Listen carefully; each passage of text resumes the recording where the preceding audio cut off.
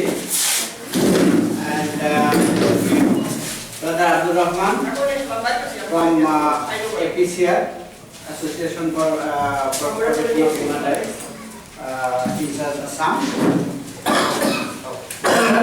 And our students. Today we are very lucky enough that there is a very common situation. I will speak in English or Hindi? Hindi.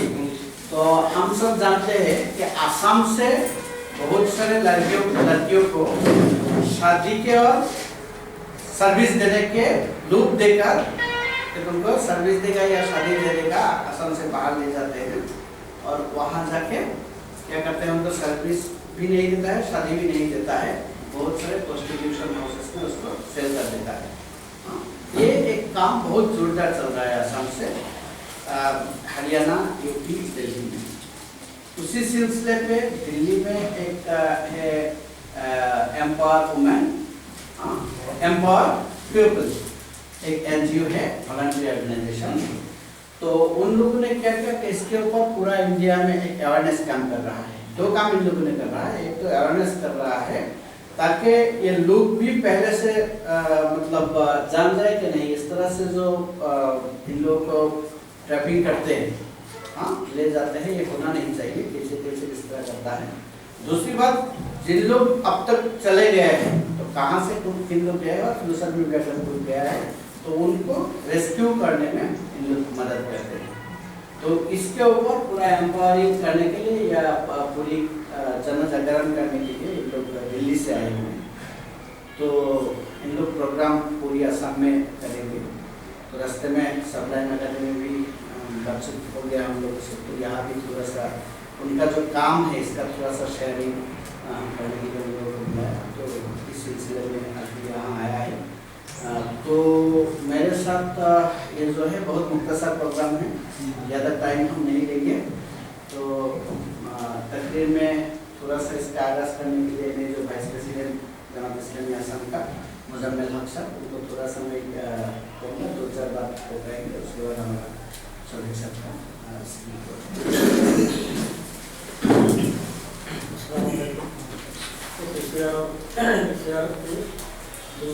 हमारा असम का respected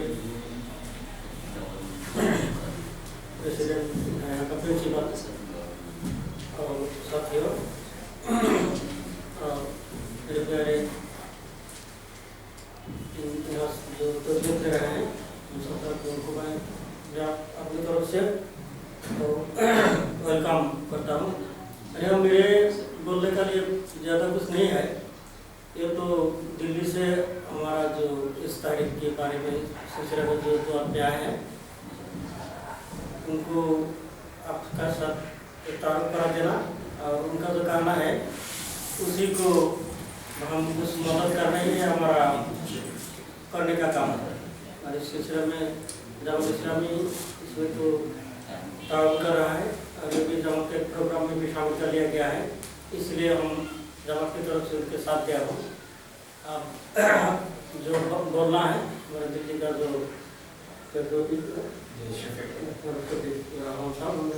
बोलेगा। तो ठीक है, मैं अभी साहब को ठीक है। और हमारे सामने जो बच्चे हैं ये नर्सिंग क्लास के बच्चे हैं।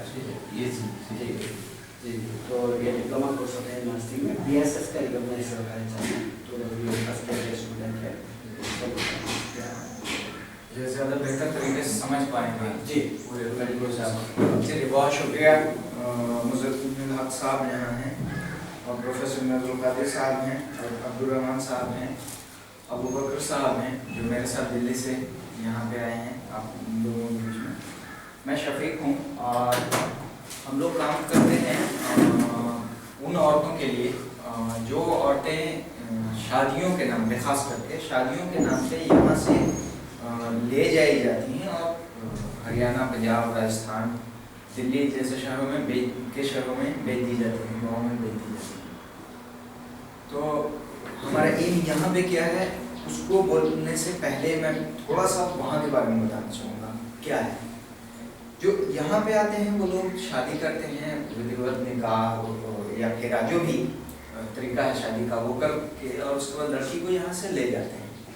यहाँ समझा जाता है कि हमने लड़की जो है सर से उतार ली, उसका ब्याह कर दिया, शादी कर दी।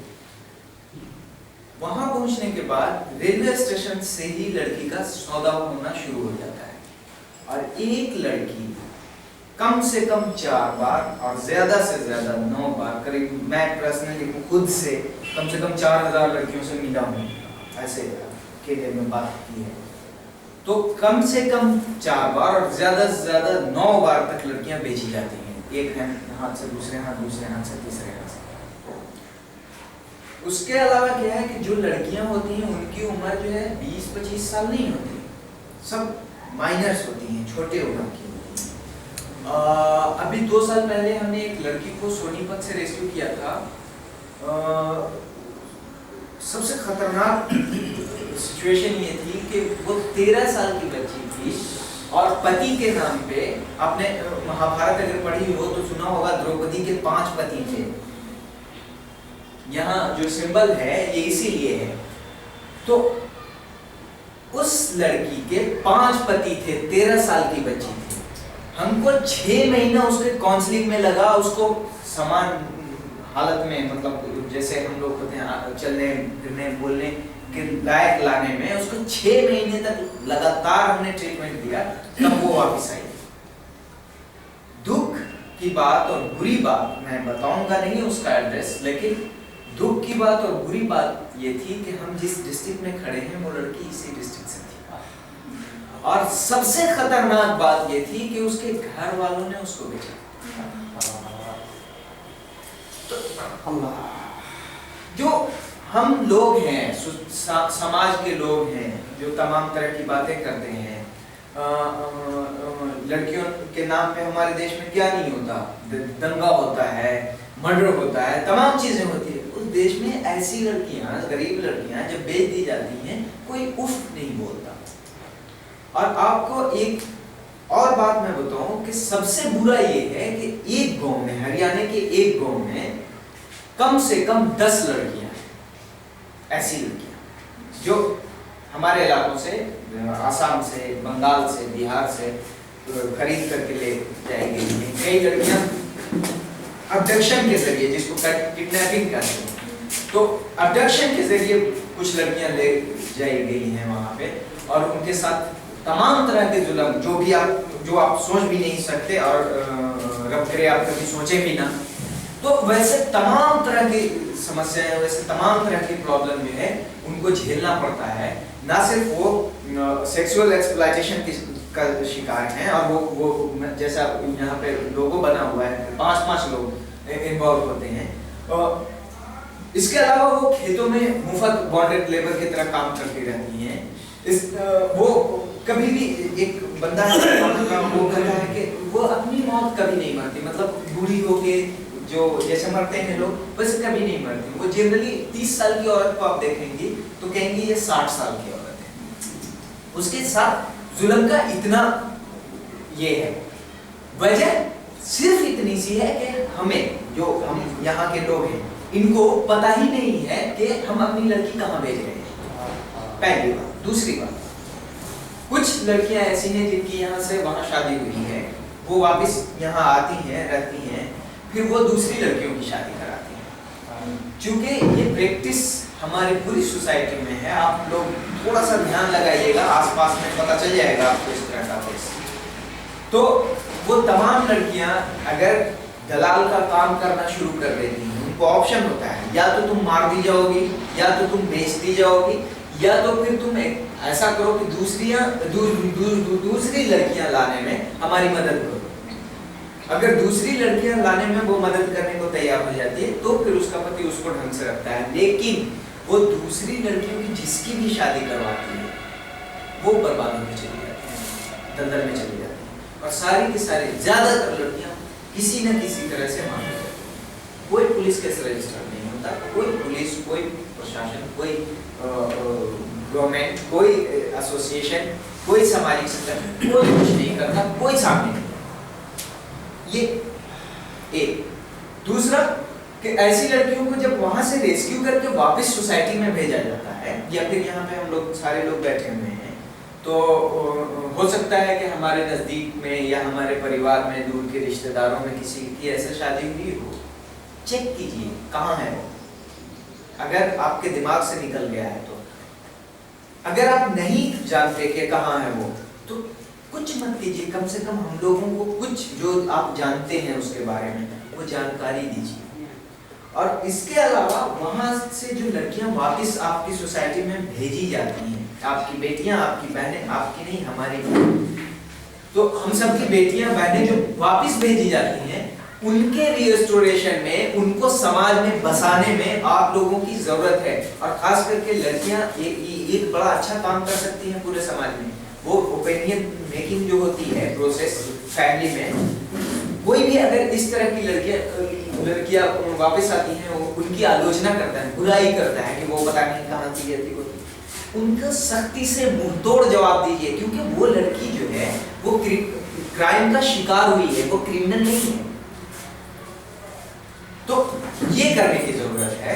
और अगर ऐसा हम नहीं कर पाए तो आज हमारे स्टेट से कम 2 से 2.5 लाख, आसाम से कम 2 से 2.5 लाख लड़कियां जो हैं वो ले जाई गई हैं। ये आंकड़ा बढ़ सकता है, और जैसा सिचुएशन है, जैसी हिम्मत बढ़ रही है क्रिमिनल्स की, वैसे में कोई भी लड़की, कोई भी घर सुरक्षित नहीं। सो हमको मजबूती से लड़ना होगा और सबको मिलजुल के लड़ना होगा। हमने जो पर्चा आपको दिया है उसमें हमारा नंबर भी है हम लोगों का। तो ऐसे कोई केस हो, हमको खबर कीजिए, बताइए कि ये सारी चीजें हमारे साथ हुई है, हमारे बस्ती में हुई है। या फिर कोई बंदा आए और शादी करने की बात करे कि मैं बड़ा दादिल टाइप का इंसान हूँ और मैं बिना दहेज के शादी करना चाहता था, तो यहाँ आ गया।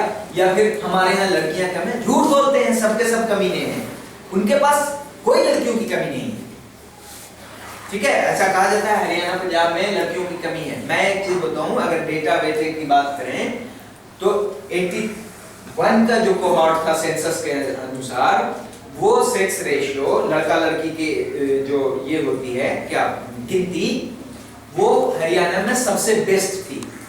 और 81 का कोहॉर्ट जो है उसी की शादी अभी हो रही है। 81 6 साल, 0 से 6 साल जोड़ेंगे आप तो उसी की शादी हो रही है। 91 वालों की शादी अभी नहीं हो रही है, वो आगे होगी। लड़कियों की कमी 91 में हुई है, 2001 में हुई है। ठीक है, तो वो प्रॉब्लम अब आएगी लड़कियों की कमी की। और दूसरी चीज, तुम अपनी बेटी मार दो, कभी कभी पेट में मार दो, कभी ऑनर किलिंग के नाम पे मार दो, हम अपनी बेटी क्यों दे दूंगा? तो इसका विरोध करने की जरूरत है और मुंह तोड़ जवाब देने की जरूरत है। तुम्हारे पास बेटी नहीं है, तुम्हारी गलती है। शादी करना कोई जरूरी है, बहुत से लोग नहीं करते, तुम भी मत करो, खत्म। तो कोई ये दिखाने की जरूरत नहीं है। दूसरी चीज के दहेज और तमाम तरह की जो और सामाजिक कुरीतियां हमारे खुद के माशरे में, सोसाइटी में है, इनसे भी लड़ने की जरूरत है। और नो इसमें आप ओपिनियन मेकिंग है, बिल्कुल आप ओपिनियन बना सकते हैं। लड़कियों से जब दहेज की बात की जाती है तो उनको सिर्फ लगता है कि मेरे को दहेज देना पड़ेगा। नहीं, आपके भाई जो हैं उनसे आप अपेक्षा रखती हैं कि वो दहेज लेके आए, तो जाहिर है आपको भी ले जाना पड़ेगा। सबसे पहले वो अपेक्षा छोड़नी पड़ेगी। अपने भाइयों को भी ना लगाम लगानी पड़ेगी। अगर एक सुरक्षित खूबसूरत दुनिया बनानी है तो। बाकी जो केस मैंने कहा वो मुझसे ज्यादा बेहतर आप जानते हैं। कहाँ है? असम। तो असम में क्या स्थिति है या क्या बदलाव लाया जा सकता है वो आप बेहतर जानते हैं। आप करिए, आप कीजिए। किसी ऑर्गेनाइजेशन की जरूरत नहीं है, किसी सामूहिक एफर्ट की, ऑर्गेनाइजेशनल एफर्ट की कोई जरूरत नहीं है। हर इंडिविजुअल बहुत कुछ बदल सकता है। एक यूनिट बदलिए, दुनिया बदल जाएगी। Thank you.